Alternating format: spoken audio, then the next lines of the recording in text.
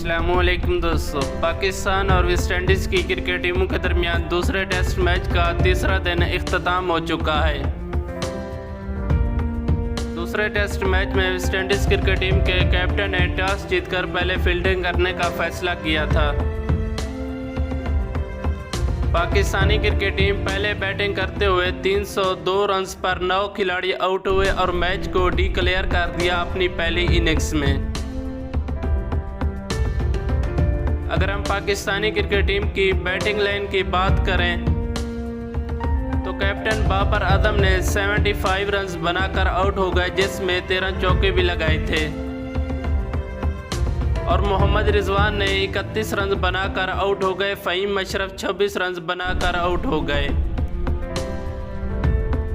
Pakistani cricket team के left hand batsman Fawad आलम ने ज़बरदस्त बैटिंग का मुजाहरा करते हुए 124 रन्स बनाए और क्रीज पर नॉट आउट रहे और मैच को डिक्लेयर कर दिया। फवाद आलम की इस इनिंग में 17 चौके भी शामिल हैं। इसी तरह वेस्ट इंडीज़ क्रिकेट टीम की पहली इनिंग जारी है। वेस्ट इंडीज़ क्रिकेट टीम के 39 रन्स पर 3 खिलाड़ी आउट हो चुके हैं,